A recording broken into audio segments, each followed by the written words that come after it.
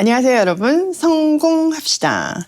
드디어 2025년 새해가 시작되었는데요. 새해를 시작하면서 확실히 승리할 수 있는 열쇠가 우리 손에 있다면 얼마나 든든할까요? 하나님께서 그 열쇠가 무엇인지 알려주고 계신데요. 한번 본문 속으로 들어가 보도록 할게요. 사실 이제 1차적으로 오늘 본문은 이스라엘 백성이 가나안 정복을 위해서 첫 번째 전투를 시작하는 내용이에요. 아모리 왕 시온과의 전투에서 하나님의 명령에 따라 이스라엘이 승리를 거두는 모습을 보여주죠. 이것은 하나님의 주권 아래에서 이루어진 전쟁이고 이스라엘의 순종과 하나님의 약속의 성취가 중심에 있는 전쟁이었어요. 자, 우리에게 필요한 승리의 열쇠 한번 찾아보도록 할게요. 26절. 그래서 나는 그대못 광야에서 헤스본 왕 시온에게 사절을 보내어 좋은 말로 요청하였습니다. 임금님의 땅을 지나가게 하여 주십시오. 오른쪽으로나 왼쪽으로나 벗어나지 아니하고 길로만 따라가겠습니다. 우리가 먹을 것이 필요하면 임금님께서 우리에게 돈을 받고 파는 것만을 먹고 마실 것이 필요하면 임금님께서 돈을 받고 파는 것만을 마시겠습니다. 다만 걸어서 지나가게만 하여 주시기를 바랍니다. 세일 지역에 사는 에서의 자손과 아르 지역에 사는 모압 사람이 우리를 지나가게 하여 주었으니 우리가 요단강 건너 우리의 하나님 주께서 우리에게 주시는 땅에 이르도록 우리를 지나가게 하여 주시기를 바랍니다.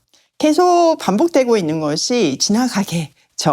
이스라엘 백성은 이 땅을 지나가야지만 가나안 땅에 통과할 수 있어요. 그런데 이번에는 지나가는 방법이 좀 다르거든요. 하나님이 싸워서 이기고 지나가라고 했어요. 그 싸움이 진행이 되기까지 먼저 모세는 헤스본의 왕 시온에게 사신을 보내서 평화로운 통과를 할 수 있도록 요청을 해요. 앞에서 에돔과의 관계에서 명령하신 것과 같은 방식으로 다 페이할 테니까 먹는 거나 마실 것이나 다 페이하고 헤스본에 어떤 피해도 주지 않을 것을 약속하면서 지금 지나가게 해달라고 하죠. 덧붙여서 에돔과 모압도 지나가게 해줬다.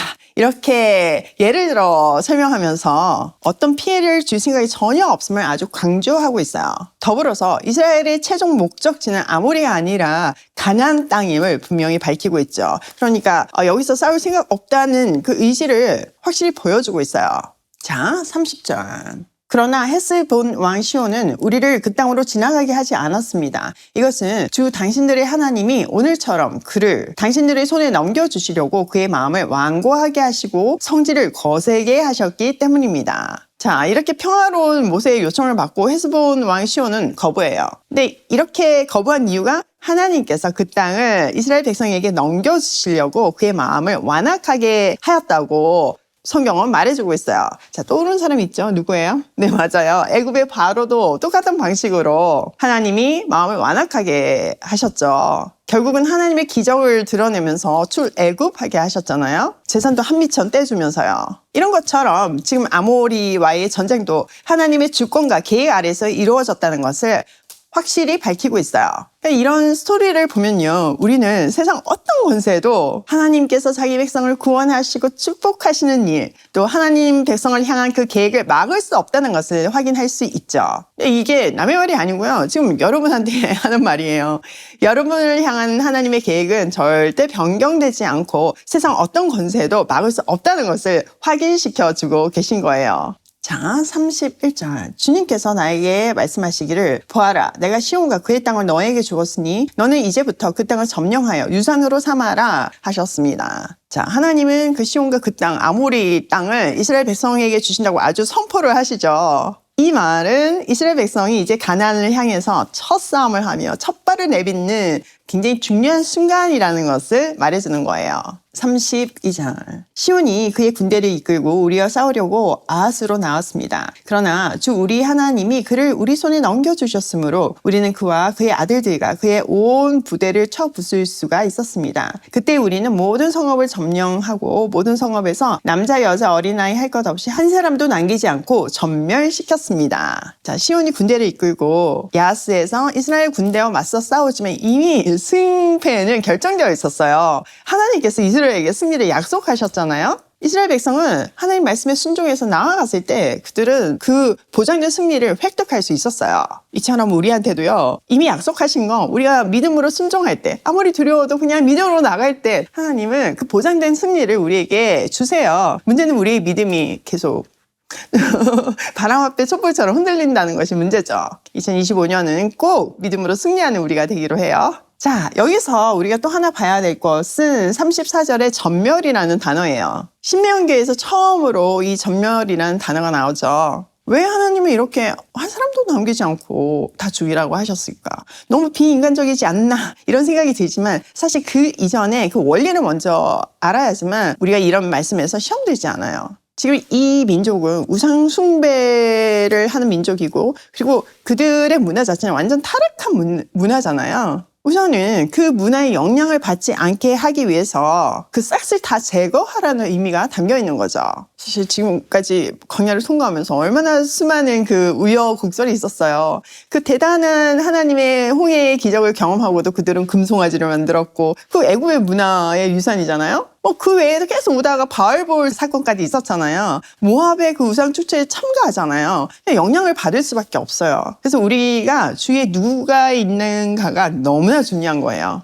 나는 내 주위에 크리스찬이 하나도 없어요. 걱정하지 마세요. 여러분한테는 오일 패밀리가 있잖아요. 하나님이 우리가 흩어지지 말라고 이렇게 매일 아침 말씀 앞에 모으시잖아요. 그리고 하나님의 말씀을 주시잖아요. 우리는 하나님 안에서 가족이잖아요. 가족이 이렇게 든든하게 응원하고 같은 문화를 만들어 가고 있기 때문에 이 문화 속에 있으면 안전해요.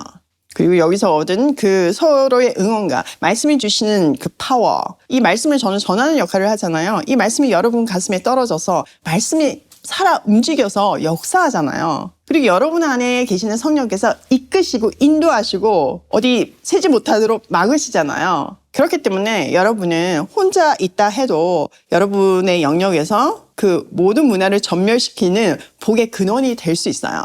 제가 오랫동안 말씀을 가르쳤잖아요. 제가 하나님 만나자마자부터 말씀을 가르치기 시작했으니까 거의 18년 가르쳤더라고요.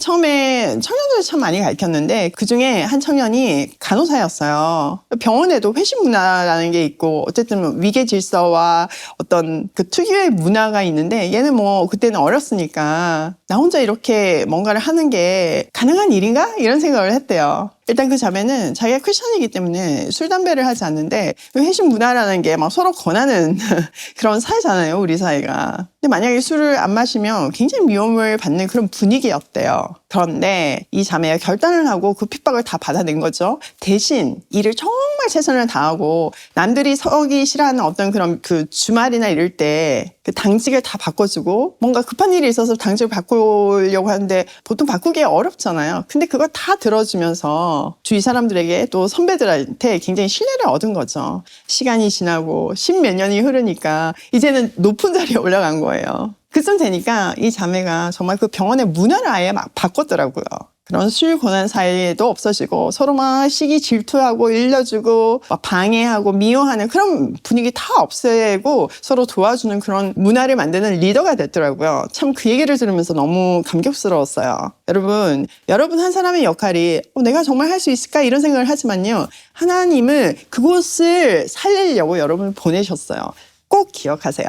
그러기 위해서는 여러분부터 이 말씀 앞에서 정결해야 되고 정말 내가 하나님 말씀에 순종할 거라는 엄청난 결단이 있어야지만 그 놀라운 기적이 일어나요. 하나님은 우리가 금그릇인지 은그릇인지 동그릇인지 그런 거 중요한 게 아니라 깨끗한 그릇을 사용하시잖아요. 꼭 기억하세요. 자, 35절. 오직 가축과 성읍에서 탈취한 물건만은 우리의 소유로 삼았습니다. 주 우리의 하나님은 우리가 아르논 골짜기 끝에 있는 아로엘의 모든 성읍과 아르논 골짜기 가운데 있는 성읍을 포함하여 저 멀리 길라세에 이르기까지 차지하게 하셨습니다. 그래서 그 일대에서 우리가 빼앗지 못한 성읍이 하나도 없었습니다. 그러나 우리는 암몬 자손의 땅과 야복 강가와 선지 있는 성읍들과 또 우리 주 하나님이 우리에게 가지 말라고 하신 곳은 어느 곳에도 접근하지 않았습니다. 자, 이스라엘은 그 정복한 성읍에서 얻은 가축과 전리품들을 다 취했어요.